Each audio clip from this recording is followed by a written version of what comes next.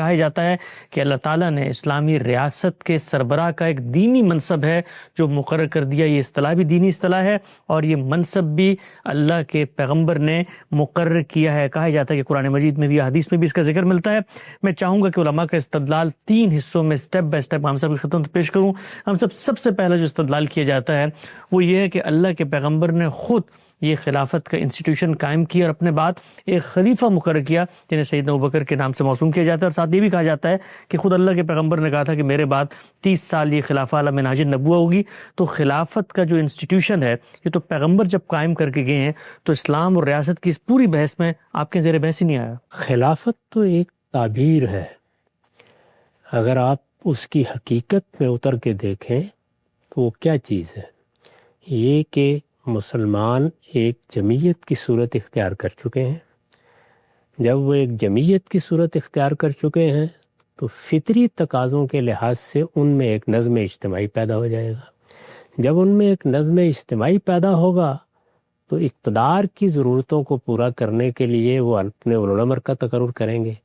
چنانچہ مسلمانوں کی ایک ریاست وجود میں آ جائے گی. یہ بالکل اسی طرح سے ہوا جیسے دنیا بھر میں ہوتا ہے. کسی قوم کے پاس اگر ایک خطہ ارض ہے، وہاں وہ پوری جمعیت کے ساتھ موجود ہے. اللہ تعالیٰ نے اگر ان کو یہ توفیق دی ہے کہ وہ نظم کے ساتھ رہ سکیں تو پہلا قدم یہی اٹھائیں گے کہ وہ اپنے اندر ایک ریاست کو وجود پذیر کر دیں گے. اس وقت دنیا بھر میں یہی صورتحال ہے. میں نے بارہا یہ عرض کیا ہے کہ یہ انسان کی فطری ضرورتوں میں سے ہے. وہ جس طریقے سے کھاتا ہے، پیتا ہے، کاروبار کرتا ہے، معاش کی جدوجہد کرتا ہے، اپنی فطری ضرورتوں کو پورا کرنے کے لیے جیسے ہی شعور کو عمر کو پہنچتا ہے ان سب سرگرمیوں کے لیے اپنے آپ کو پیش کر دیتا ہے. یہی صورتحال ریاست و حکومت کی ہے.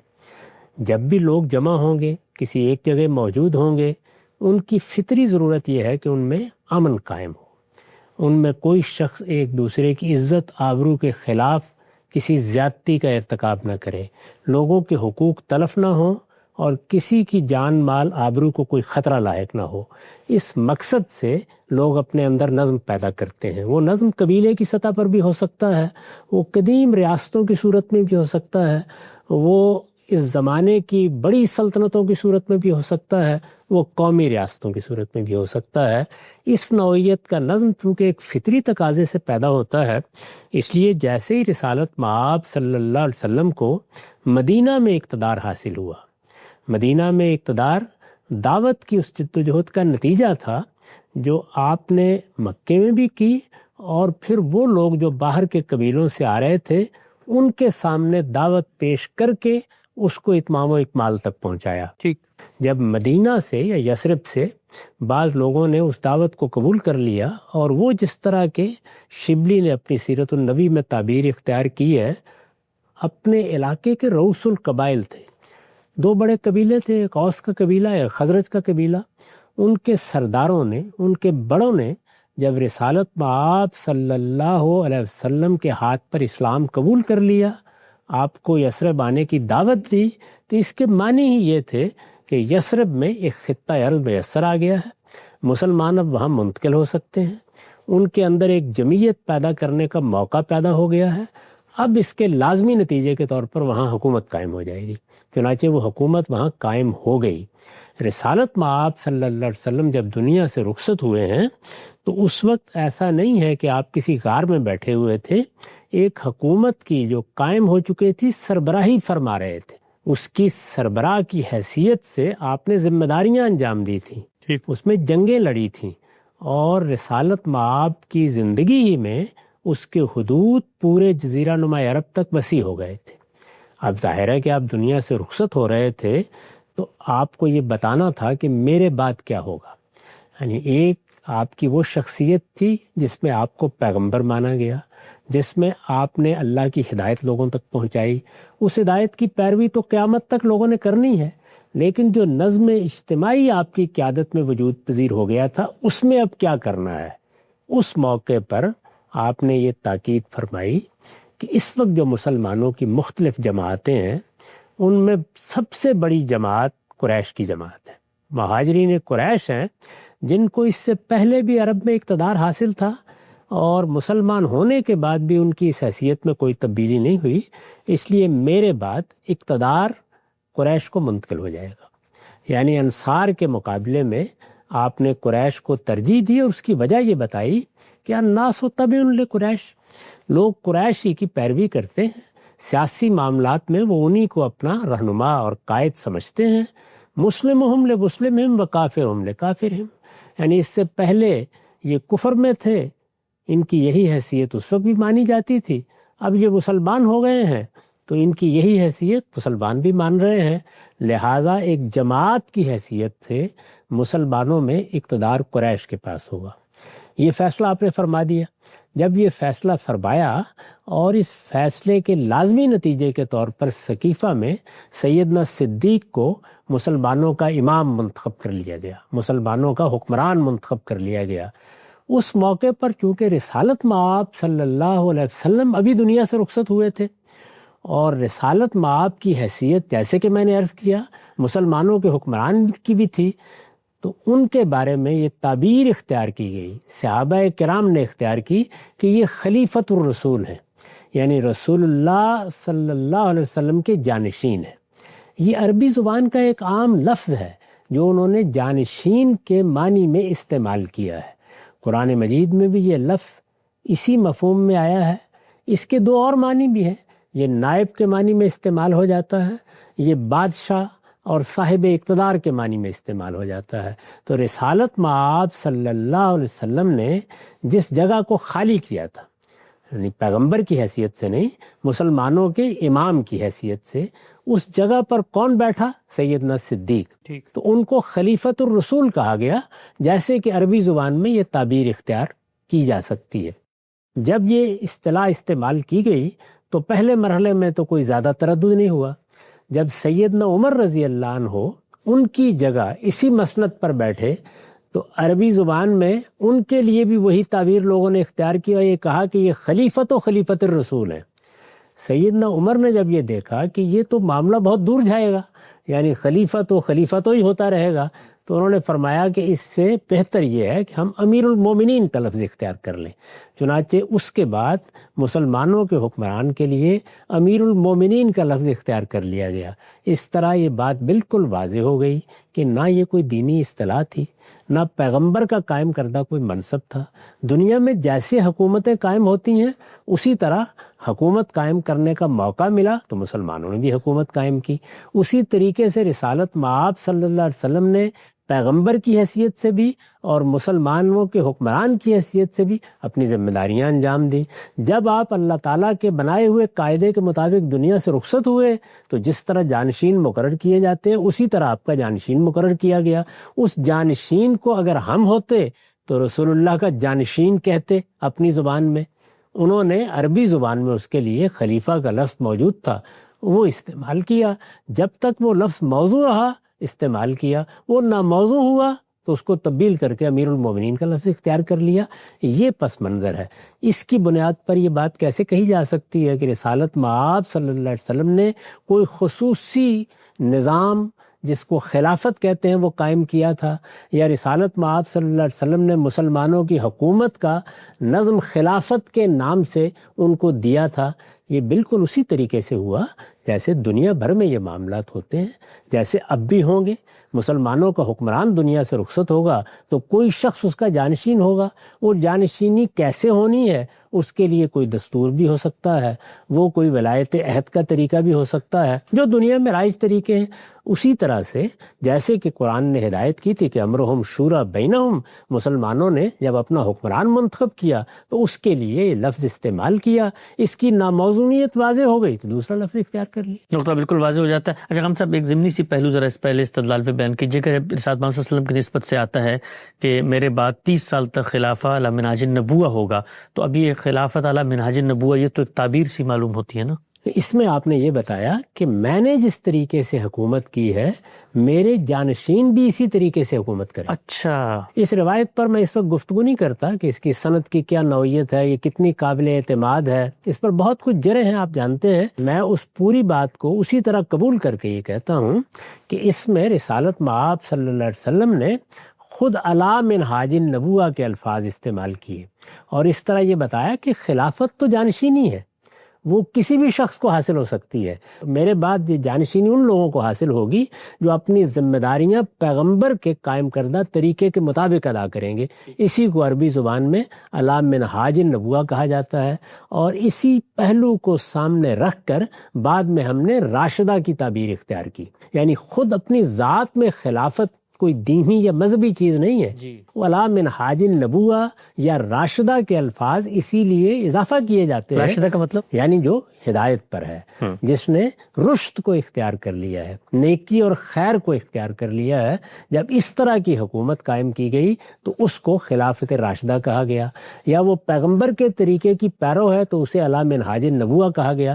یہ اضافے خود بتا رہے ہیں کہ لفظ خلافت میں کوئی دینی مفہوم موجود نہیں ہے، وہ عربی زبان کا ایک عام لفظ ہے، چنانچہ اگر کوئی دینی پہلو اس میں پیدا کرنا ہے تو یہ اضافے کرنے پڑیں گے۔ نقطہ بالکل واضح ہو جاتا ہے۔ ہم سے جو پہلا استدلال تھا کہ رسالت مآب صلی اللہ علیہ وسلم نے خود ایک انسٹیٹیوشن قائم کیا ہے، واضح ہو جاتا ہے کہ امرہم شورا بینہم کے طرز پہ ہی رسول اللہ صلی اللہ علیہ وسلم کے بعد جس شخص نے حکمران بننا تھا وہ حکمران بنا اور اس کو خلیفہ قرار دے دیا گیا۔ اچھا، ہم سب آگے بڑھاتے ہیں سلسلہ گفتگو کو۔ یہ جو آپ نے اس وقت پیشکش کی ہے، اس کو اگر قبول کر لیں تو اس پر جو اگلا اعتراض ہے علماء کی جانب سے وہ یہ کہ اگر خلافت کوئی مذہبی انسٹیٹیوشن نہیں ہے، کوئی دینی اصطلاح نہیں ہے، تو پھر قرآن مجید نے متعدد مقامات پر خود خلیفہ کا لفظ کیوں استعمال کیا؟ اگر قرآن مجید میں ایک لفظ استعمال ہوا ہے تو گویا وہ تو دینی اصطلاح بن گئی۔ سورہ بقرہ میں آتا ہے، سورہ صاد میں آتا ہے، اس طرح سورہ نور کے اندر آتا ہے انی جاعل فی الارض خلیفہ ہے، سیدنا داؤد کو کہا ہم نے تمہیں خلیفہ مقرر کر دیا۔ اس طرح سے مومنین کو بشارت دی کہ لا یستخلفنہم فی الارض، زمین میں ہم پھر تمہیں خلافت عطا کر دیں گے۔ اگر خلافت دینی اصطلاح نہیں ہے جیسے آپ نے بتایا تو پھر قرآن مجید تو اس کو باقاعدہ خلیفہ کا نام لے کر بیان کرتا ہے۔ آپ کو یاد ہوگا کہ میں نے 2015 میں ایک مضمون لکھا تھا، اس میں نے یہ بتایا تھا کہ اسلام اور ریاست کے باہمی تعلق کو کس نظر سے دیکھنا چاہیے۔ اسلام اور ریاست ایک جوابی بیانیہ کے زیر عنوان یہ مضمون لکھا گیا تھا۔ اس میں نے اس موضوع پر بھی اپنی رائے بیان کی تھی، یعنی یہ خلافت کیا چیز ہے، اس کی دینی حیثیت کیا ہے۔ اس کے جواب میں بہت سے اہل علم نے مضامین لکھے، اسی میں ایک مضمون مولانا تقی عثمانی صاحب کا تھا۔ میں نے اس کے جواب میں پھر اپنے موقف کی مزید وضاحت کی۔ میں اس کا ایک حصہ آپ کے سامنے رکھ دیتا ہوں، اس سے بالکل واضح ہو جائے گا کہ اس باب میں کیا غلط فہمی بالعموم لوگوں کو لاحق ہوتی ہے۔ میں نے لکھا تھا، اس میں شبہ نہیں کہ خلافت کا لفظ اب کئی صدیوں سے اصطلاح کے طور پر استعمال ہوتا ہے، یعنی ہمارے ہاں یہ اصطلاح بن چکی ہے۔ اس میں شبہ نہیں کہ خلافت کا لفظ اب کئی صدیوں سے اصطلاح کے طور پر استعمال ہوتا ہے، لیکن یہ ہرگز کوئی دینی اصطلاح نہیں ہے۔ یہ کوئی دینی اصطلاح نہیں ہے۔ دینی اصطلاحات رازی، غزالی، ماوردی، ابن حزم اور ابن خلدون کے بنانے سے نہیں بنتی، اور نہ ہر وہ لفظ جسے مسلمان کسی خاص مفہوم میں استعمال کرنا شروع کر دیں دینی اصطلاح بن جاتا ہے۔ یہ اللہ اور اس کے رسولوں کے بنانے سے بنتی ہیں۔ ہم جب کسی چیز کو کہتے ہیں یہ دینی اصطلاح ہے تو اس کی سند اللہ اور اس کے رسول سے ملنی چاہیے۔ بعد کے زمانوں میں مسلمانوں کے اہل فکر نے بہت سی اصطلاحات بنائی ہیں۔ علم عمرانیات کی اصطلاحات ہیں، علم نحو کی اصطلاحات ہیں، علم صرف کی اصطلاحات ہیں، علم لغت کی اصطلاحات ہیں، اصول فقہ کی اصطلاحات ہیں، اصول حدیث کی اصطلاحات ہیں۔ یہ اصطلاحات ان علوم و فنون کی اصطلاحات ہیں، مسلمانوں کے اہل علم نے بنائی ہیں، لیکن یہ دینی اصطلاحات نہیں ہیں۔ یہ اللہ اور اس کے رسولوں کے بنانے سے بنتی ہیں، یعنی دینی اصطلاحات جب بنیں گی اللہ بنائے گا، اس کے پیغمبر بنائیں گے، اور اسی وقت قابل تسلیم ہوتی ہیں جب ان کا اصطلاحی مفہوم قرآن و حدیث کے نصوص یا دوسرے الہامی صحائف سے ثابت کر دیا جائے۔ یعنی اگر ان کو ثابت کرنا ہو تو پھر آپ کو بتانا پڑے گا کہ یہ اصطلاح قرآن نے بنا دی ہے، یہ اس سے پہلے الہامی صحائف میں اصطلاح کے طور پر لفظ مستعمل رہا ہے، یہ بتانا پڑے گا۔ صوم، صلاۃ اور حج و عمرہ وغیرہ اسی لیے دینی اصطلاحات ہیں۔ یہ صوم، صلاۃ، حج و عمرہ ہماری دینی اصطلاحات ہیں، لا ریب۔ صوم، صلاۃ اور حج و عمرہ وغیرہ اسی لیے دینی اصطلاحات ہیں کہ انہیں اللہ اور اس کے رسولوں نے یہ حیثیت دی ہے اور جگہ جگہ ان کے اصطلاحی مفہوم میں استعمال کیا ہے۔ یعنی صلاۃ کے بھی ایک لغوی معنی ہے، وہ قرآن میں اس لغوی مفہوم میں بھی استعمال ہوا ہے، لیکن قرآن نے اس کو اصطلاحی مفہوم میں بھی جگہ جگہ استعمال کیا ہے۔ اب جب قرآن نے اس کو اصطلاحی مفہوم میں استعمال کر دیا تو یہ ایک دینی اصطلاح ہے، اس کو دینی اصطلاح مانا جائے گا۔ صوم، صلاۃ اور حج و عمرہ وغیرہ اسی لیے دینی اصطلاحات ہیں کہ انہیں اللہ اور اس کے رسولوں نے یہ حیثیت دی ہے اور جگہ جگہ ان کے اصطلاحی مفہوم میں استعمال کیا ہے۔ لفظ خلافت اس کے برخلاف عربی زبان کا ایک لفظ ہے، یعنی اس کو کبھی قرآن نے کسی اصطلاحی مفہوم میں استعمال نہیں کیا۔ اس کو رسالت مآب صلی اللہ علیہ وسلم نے بھی کبھی اصطلاح کے طور پر استعمال نہیں فرمایا۔ لفظ خلافت اس کے برخلاف عربی زبان کا ایک لفظ ہے، جیسے مختلف الفاظ ہوتے ہیں، اور نیابت، جانشینی اور حکومت و اقتدار کے معنی میں استعمال ہوتا ہے۔ یہ سیاق و سباق بتاتا ہے کہ کہاں یہ جانشینی کے مفہوم میں آ گیا ہے، کہاں یہ نیابت کے مفہوم میں مستعمل ہے، کس جگہ اس سے متکلم نے اقتدار مراد لیا ہے۔ بادشاہی، اقتدار، حکومت اس معنی میں بھی آتا ہے۔ یہ اس کے لغوی مفاہیم ہیں اور قرآن و حدیث میں ہر جگہ یہ اپنے لغوی مفاہیم ہی میں سے کسی ایک مفہوم میں استعمال ہوا ہے۔ پورا قرآن کسی بھی اصطلاحی مفہوم میں اس کے استعمال سے خالی ہے، لٹرل میننگ ہے۔ یہ ہر جگہ لغوی مفہوم میں استعمال ہوا ہے۔ چنانچہ قرآن کی جو آیات خلیفہ اور خلافت کے الفاظ کو ان کے ترجمے میں بین ہی قائم رکھ کر لوگوں کو یہ باور کرانے کے لیے پیش کی گئی ہیں کہ قرآن نے یہ لفظ کسی خاص اصطلاحی مفہوم میں استعمال کیا ہے، انہیں کسی مستند ترجمے یا تفسیر میں دیکھ لیجئے، حقیقت اس طرح واضح ہو جائے گی کہ آپ کے پاس بھی تبصرے کے لیے کوئی الفاظ باقی نہیں رہیں گے، جس طرح کہ میرے ناقدین میں سے ایک صاحب علم کے پاس نہیں رہے۔ یعنی انہوں نے یہ کیا تھا کہ قرآن کی آیات نقل کی، وہی آیات جن کا آپ نے حوالہ دیا ہے، اور ان کا ترجمہ کرتے ہوئے ہر جگہ لفظ خلافت استعمال کیا۔ تو میں نے یہ بتایا ہے کہ یہ لفظ خلافت کو آپ ترجمے میں بین ہی رکھ کر یہ تاثر یہاں تو دے سکتے ہیں، لیکن کیا قرآن مجید کے مترجمین نے، اہل تفسیر نے بھی یہی کیا ہے؟ انہوں نے اس کو اصطلاح کے طور پر لے کر اسی لفظ کو نیچے رکھ کے ایسے ہی اس کا مدعا واضح کیا ہے۔ میں یہاں دو جلیل القدر علماء کے تراجم پیش کیے دیتا ہوں، ملاحظہ فرمائیے۔ سورہ بقرہ کی آیت 30 شاہ عبد القادر کا ترجمہ ہے، اور جب کہا تیرے رب نے فرشتوں کو مجھ کو بنانا ہے زمین میں ایک نائب، انی جاعل فی الارض خلیفہ، انی جاعل فی الارض خلیفہ، تو دیکھیے انہوں نے ترجمہ کیا کیا؟ نائب۔ اس کے بعد مولانا محمود الحسن کا ترجمہ ہے، اور جب کہا تیرے رب نے فرشتوں کو کہ میں بنانے والا ہوں زمین میں ایک نائب، انہوں نے وہی ترجمہ کیا۔ اب سورہ صاد پر آ جائیے، آیت 38 ہے۔ شاہ عبد القادر کا ترجمہ ہے، اے داؤد ہم نے کیا تجھ کو نائب ملک میں، سو تو حکومت کر لوگوں میں انصاف سے۔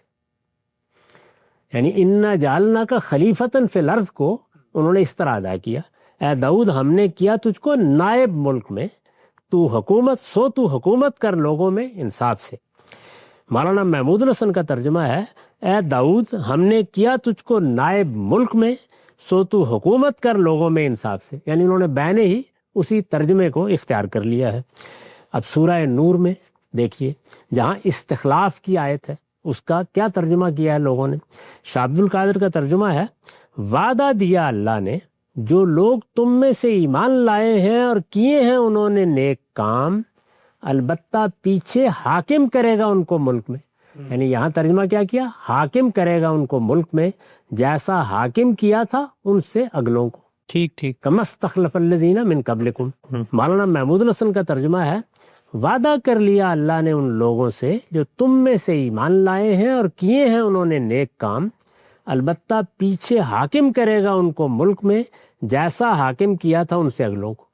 یہ تینوں مقامات کے تراجم میں نے سامنے رکھ دیے تھے، اور پھر لکھا تھا، نائب اور حاکم کے الفاظ ان آیتوں میں خلیفہ اور استخلاف کا ترجمہ ہے. یعنی مترجمین نے کیا کیا ہے، ایک جگہ اس کا ترجمہ کیا ہے نائب، دوسری جگہ کیا ہے حاکم. میں پہلے عرض کر چکا کہ یہ 3 معنی میں استعمال ہوتا ہے. یعنی لغوی لحاظ سے اس کا ترجمہ جانشین بھی ہو سکتا ہے، حاکم بھی ہو سکتا ہے، اور صاحب اقتدار بھی ہو سکتا ہے، جس کو حاکم کے لفظ سے یہاں انہوں نے بیان کیا ہے. نائب اور حاکم کے الفاظ ان آیتوں میں خلیفہ اور استخلاف کا ترجمہ ہے، اور صاف واضح ہے کہ اپنے اندر کوئی دینی مفہوم نہیں رکھتے. نائب، جانشین، حاکم، ان میں کوئی دینی مفہوم نہیں ہے. نائب اور حاکم کے الفاظ ان آیتوں میں خلیفہ اور استخلاف کا ترجمہ ہے، اور صاف واضح ہے کہ اپنے اندر کوئی دینی مفہوم نہیں رکھتے، الا یہ کہ کوئی شخص یہ دعویٰ کرنے کا حوصلہ کر لے کہ عربی زبان کا ہر وہ لفظ جو قرآن میں استعمال کیا گیا ہو دینی اصطلاح بن جاتا ہے. یعنی یہ دعویٰ کر کے کوئی آدمی یہ بات کہہ سکتا ہے، ورنہ عربیت کی روح سے زبان کے اسالیب کو سامنے رکھ کر کوئی آدمی بھی یہ بات کہنے کی جسارت نہیں کر سکتا. یہی صورتحال احادیث و آثار کی ہے. ان میں بھی لفظ خلافت اور اس کے تمام مشتقات انہی مفاہیم میں استعمال کیے گئے ہیں جو اوپر بیان ہوئے ہیں. یعنی خواہ لفظ خلیفہ استعمال ہوا ہے، خواہ خلافت ہوا ہے، خواہ استخلاف ہوا ہے، وہ انہی تینوں مفاہیم میں سے کسی مفہوم میں ہے. یہاں تک کہ جانشین کے معنی میں لفظ خلیفہ خود اللہ تعالیٰ کے لیے بھی استعمال ہوا ہے. یعنی لفظ خلیفہ جانشین کے معنی میں اللہ تعالیٰ کے پیغمبر نے ایک روایت میں اللہ تعالیٰ کے لیے استعمال فرمایا ہے، لغوی مفہوم میں جیسے کہ استعمال کیے جاتے ہیں. یہی سبب ہے کہ ہدایت یافتہ حکومت یا نبوت کے طریقے پر حکومت، وہی علی منہاج النبوہ یا راشدہ، یہی سبب ہے کہ ہدایت یافتہ حکومت یا نبوت کے طریقے پر حکومت جیسے مدعا کو ادا کرنا مقصود ہو تو اس کے لیے یہ لفظ تنہا کافی نہیں ہوتا. دینی اصطلاح ہوتا تو تنہا کافی تھا، یہ لفظ تنہا کافی نہیں ہوتا، بلکہ اس کے ساتھ راشدہ اور علی منہاج النبوہ جیسی تعبیرات کا اضافہ کرنا پڑتا ہے. ہمارے علماء نے اسی طرح کی تعبیرات کو مقدر مان کر خلافت کو ایک اصطلاح بنایا ہے، علماء نے بنایا ہے. اس لحاظ سے یہ مسلمانوں کے علم سیاست اور عمرانیات کی ایک اصطلاح تو یقیناً ہو سکتی ہے، جیسے فقہ، کلام، حدیث اور اس طرح کے دوسرے علوم کی اصطلاحات ہیں، مگر دینی اصطلاح نہیں ہو سکتی. اللہ اور رسول کے سوا کسی کی ہستی نہیں ہے کہ وہ کسی لفظ کو دینی اصطلاح قرار دے. یہ انہی کا حق ہے، اور کسی لفظ کے بارے میں یہ دعویٰ کہ وہ دینی اصطلاح ہے انہی کے ارشادات سے ثابت کیا جائے گا. یہ ابن خلدون کے مقدمے سے ثابت نہیں کیا جا سکتا، کیونکہ ان لوگوں کے حوالے دیے گئے تھے، تو اس لیے میں نے یہ بتایا ہے کہ ابن خلدون ہوں یا غزالی ہوں یا کوئی اور بڑے سے بڑا عالم وہ اصطلاح بنا سکتا ہے، لیکن وہ اصطلاح اس علم کی اصطلاح ہوگی، وہ مسلمانوں میں رائج ایک اصطلاح قرار دی جائے گی. اس کو دینی اصطلاح نہیں کہا جا سکتا. دینی اصطلاحات اللہ اور اس کے پیغمبر بناتے ہیں، اور وہ بناتے ہیں ان کے ارشادات سے ثابت ہوتی ہیں، تو اسی صورت میں ان کو دینی اصطلاح قرار دیا جاتا ہے. صاحب دوسرا نقطہ بھی بالکل واضح ہو جاتا ہے کہ قرآن مجید کی جن آیات سے استدلال کر کے کہا جاتا ہے کہ خلافت ایک دینی اصطلاح ہے، اس پہ غامدی صاحب کا جواب سامنے آ چکا ہے. ہم صاحب ایک آخری چیز وہ یہ ہے کہ اگر یہ دونوں باتیں آپ کی مان لیں تو علماء کا یہ کہنا ہے کہ پھر کیا وجہ ہے کہ رسالت پاک صلی اللہ علیہ وسلم نے متعدد احادیث میں پورے مسلمانوں کی جمعیت میں ایک خلیفہ کی بات کیے، گویا پوری دنیا میں صرف ایک خلیفہ ہوگا. چند روایتیں میں آپ کی خدمت میں پیش کرتا ہوں، اس کا بھی آپ جواب دیں. ارشاد فرمایا، جو شخص تمہارے پاس آئے اور تم ایک شخص کے خلیفہ پر متحد ہو اور وہ تمہارے درمیان اتحاد کو توڑنا چاہیے، تمہاری جماعت میں تفرقہ ڈالنا چاہے تو اسے قتل کر دو. اس طرح ایک اور جگہ پہ ارشاد فرمایا، مسلم کی حدیث ہے، جب 2 خلیفوں کے لیے بیعت لی جائے تو ان میں سے ایک دوسرے کو قتل کر دے گا. اور آخری روایت زمانے پیش کی جاتی ہے، جس نے کسی امام کی بیعت کی اور اس کے ساتھ ہاتھ اور دل سے وفاداری کا عہد لیا تو جہاں تک اس کی استطاعت ہو اس کی اطاعت کرے. اگر کوئی دوسرا آ کر اس سے خلافت چھیننے کی کوشش کرے تو اس دوسرے کی گردن مار دو. اگر یہ پوری کی پوری بات جو آپ نے بیان کی وہ درست ہے تو پھر اللہ کے پیغمبر کہہ رہے ہیں ایک خلیفہ ہونا چاہیے، اس کا مطلب خلافت کے بارے میں کچھ دینی ہدایت تو آ گئی سامنے. یہ روایات اس وقت بھی پیش کی گئی تھیں جب علماء نے میرے نقطہ نظر پر تنقید کی۔ ان کے بارے میں کچھ کہنے سے پہلے میں یہ عرض کرنا چاہوں گا کہ یہ میری بھی آرزو ہو سکتی ہے، آپ کی بھی آرزو ہو سکتی ہے کہ مسلمانوں کی ایک حکومت دنیا میں قائم ہو جائے۔ ہم یہ دیکھ رہے ہیں کہ 50 ریاستوں نے مل کر ریاستہائے متحدہ امریکہ کو قائم کیا ہے۔ جی، ہمارے ہم 57 کے قریب ممالک ہیں، انڈونیشیا سے لے کر مراکش تک۔ اگر وہ سب ایک حکومت کی صورت اختیار کر لیتے ہیں تو اس سے زیادہ اچھی بات کیا ہو سکتی ہے؟ ٹھیک۔ اس کے لیے لوگ اگر جدوجہد کرتے ہیں یا توجہ دلاتے ہیں یا اس کے کوئی منصوبے پیش کرتے ہیں تو ان کا خیر مقدم ہی ہونا چاہیے۔ آپ کے علم میں ہوگا کہ ہندوستان کے ایک جلیل القدر عالم مولانا وحید الدین خان نے اس کے لیے ایک نہایت قابل عمل تجویز پیش کی تھی۔ انہوں نے لکھا تھا کہ اس وقت جزیرہ نما عرب میں ایک بادشاہت قائم ہے۔ جزیرہ نما عرب کو مسلمانوں کے دل کی حیثیت حاصل ہے، وہاں اللہ کا حرم ہے، ہم سب مسلمان دنیا بھر میں اس کو اپنا مرکز سمجھتے ہیں، وہ ہمارے لیے دنیا میں ایک مرکز محسوس کی حیثیت رکھتا ہے۔ چنانچہ اگر مسلمانوں کے تمام ممالک جزیرہ نما عرب کی بادشاہت کے ساتھ وہی تعلق قائم کر لیں جو تعلق کینیڈا کا، نیوزی لینڈ کا اور آسٹریلیا کا شاہ برطانیہ کے ساتھ ہے تو یہ بہت اچھی بات ہوگی۔ اس نوعیت کی دوسری تجویزیں بھی پیش کی جا سکتی ہیں۔ مسلمان سب مل کر ایک طاقت بن جائیں، ان کی پوری مملکت کے وسائل مجتمع ہو جائیں، مسلمانوں کے لیے نقل مکانی کی پابندیاں اٹھ جائیں، ان کی اجتماعی قوت دنیا میں اپنی حیثیت منوائے۔ یہ کون شخص ہے جس کی آرزو نہیں ہوگی؟ اس لیے یہ زیر بحث نہیں ہے۔ اصل سوال یہ ہے کہ اس معاملے کی دینی حیثیت کیا ہے۔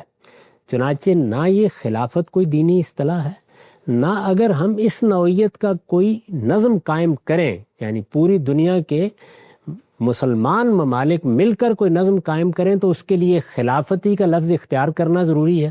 میں نے ابھی عرض کیا کہ اس کو ہم ریاستہائے متحدہ اسلامیہ بھی کہہ سکتے ہیں، کوئی اور تعبیر بھی اس کے لیے مستعار لے سکتے ہیں۔ ان میں سے کوئی چیز بھی دین کا تقاضا نہیں ہے۔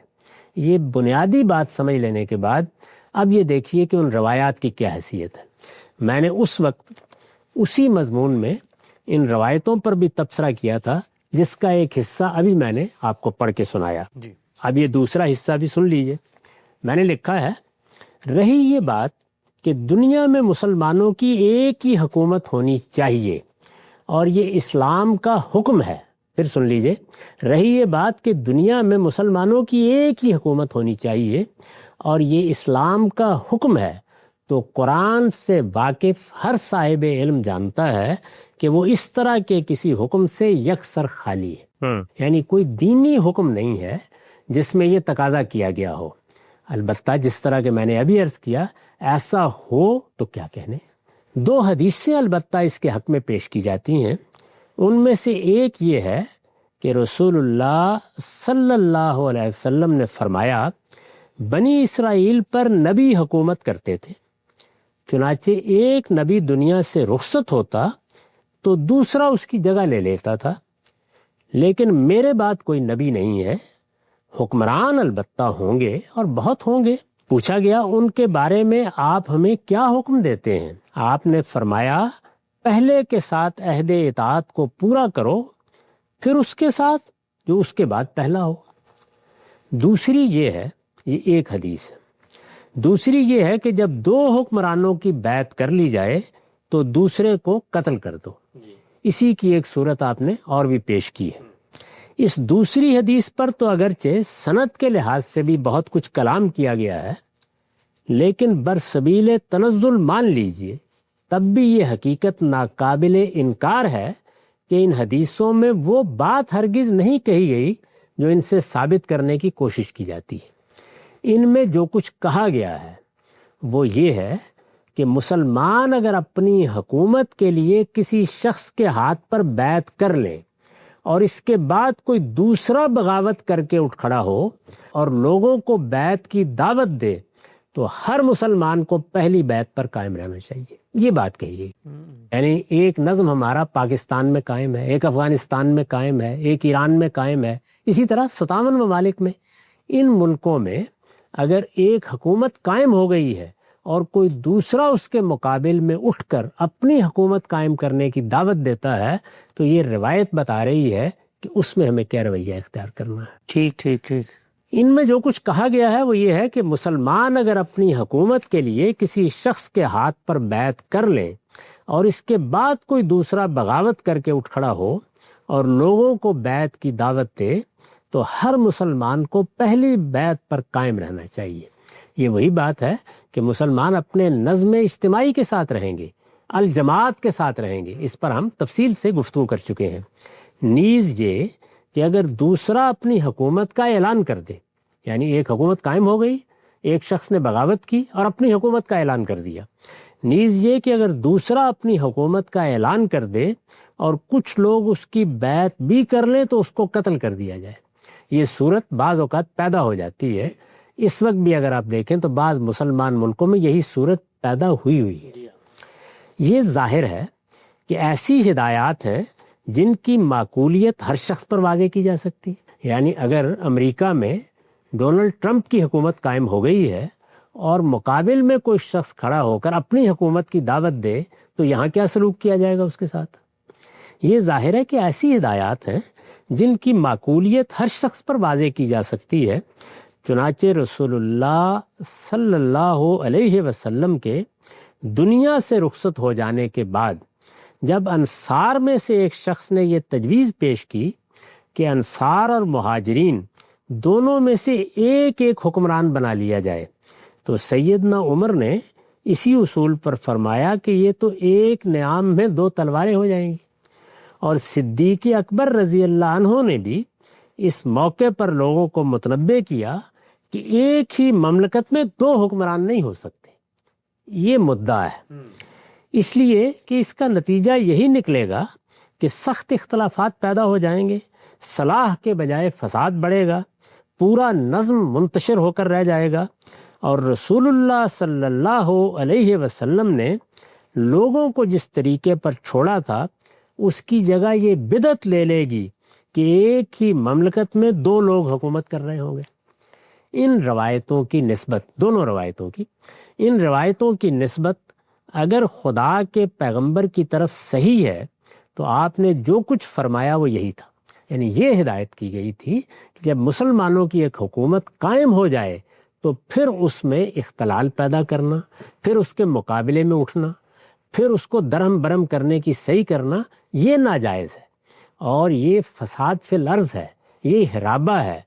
جو لوگ اس کا ارتکاب کریں انہیں موت کی سزا دی جا سکتی ہے، یہ فرمایا تھا آپ نے. ان سے یہ بات کسی منطق سے بھی برآمد نہیں کی جا سکتی کہ اسلام نے اپنے ماننے والوں کو دنیا میں ایک ہی حکومت قائم کرنے کا حکم دیا ہے. یعنی یہ ان روایات میں بات سرے سے بیان ہی نہیں ہوئی. جو حکومت بھی قائم ہو جائے اس حکومت میں کوئی انتشار پیدا نہیں کرنا چاہیے. ٹھیک. اس میں بغاوت اور مفارقت کا طریقہ اختیار نہیں کرنا چاہیے. وہ الجماعت ہے، اس کے ساتھ رہنا چاہیے. اس کو اگر کوئی شخص توڑنے کی کوشش کرتا ہے تو ان روایتوں میں بھی جن پر ہم بحث کر چکے ہیں یہی کہا گیا تھا کہ ماتا میتتن جاہلیہ، یہ جاہلیت کی موت ہوگی.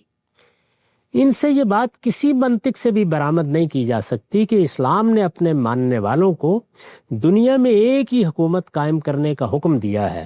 اور اسلام کے داعی اگر کبھی امریکہ، برطانیہ یا دنیا کے کسی دوسرے ملک میں لوگوں کی اکثریت کو مشرف با اسلام کرنے میں کامیاب ہو جائیں تو ان احادیث و آثار کی روح سے وہ اپنے ملک میں اپنی الگ حکومت قائم نہیں کر سکتے، اور اگر کریں گے تو گناہ گار ہوں گے، جس طرح کہ اس وقت 50 کے قریب ممالک کے مسلمان ہو رہے ہیں.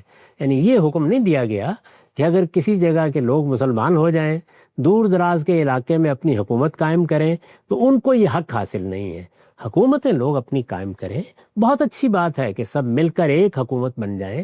یہ بھی بہت اچھی بات ہے کہ اس کے لیے ہم اپنی ہی اصطلاح استعمال کر لیں، یعنی خلافت کی اصطلاح، لیکن ان میں سے کوئی چیز بھی دین کا حکم نہیں ہے.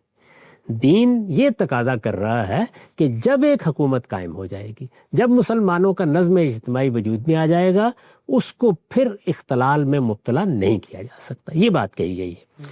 علماء کو متنبہ رہنا چاہیے کہ خدا کے دین میں جو بات جتنی ہو اسے اتنا ہی رکھا جائے. یہ کسی عالم اور فقیہ اور محدث کا حق نہیں ہے کہ وہ لوگوں کو ایک ایسی بات کا مکلف ٹھہرائے جس کا مکلف ان کے پروردگار نے ان کو نہیں ٹھہرایا. اللہ تعالیٰ نے یہ ذمہ داری نہیں ڈالی تو پھر علماء کا بھی یہ کام نہیں ہے. چنانچہ میں نے لکھا ہے اور ایک مرتبہ پھر دہرا رہا ہوں کہ جن ملکوں میں مسلمانوں کی اکثریت ہے ان کی ایک ریاست ہائے متحدہ کا قیام ہم میں سے ہر شخص کی خواہش ہو سکتی ہے اور ہم اس کو پورا کرنے کی جدوجہد بھی کر سکتے ہیں، لیکن اس خیال کی کوئی بنیاد نہیں ہے کہ یہ اسلامی شریعت کا کوئی حکم ہے جس کی خلاف ورزی سے مسلمان گناہ کے مرتکب ہو رہے ہیں. چنانچہ اس موقع پر جب یہ بحث ہوئی تھی تو میں نے بار بار توجہ دلائی تھی کہ مسلمانوں کے ہاں تو پہلی صدی کے بعد ہی ان کی 2 حکومتیں قائم ہو گئی جی. ہسپانیہ کی دولت امویہ اور بغداد کی دولت عباسیہ. کسی نے بھی کبھی نہیں کہا کہ یہ کوئی گناہ کا کام ہو گیا ہے. وہ حکومت بھی اپنی جگہ صدیوں قائم رہی اور یہ حکومت بھی اپنی جگہ صدیوں قائم رہی. اس معاملے میں مسلمانوں کا علم ہمیشہ بالکل واضح رہا ہے. یہ ہماری آرزو ہے، یہ ہماری خواہش ہے، یہ بہت اچھی بات ہے، اے کاش ایسا ہو جائے، لیکن یہ دین کا کوئی حکم ہے. دین کے شواہد و نظائر میں اس کے لیے کوئی استدلال موجود نہیں.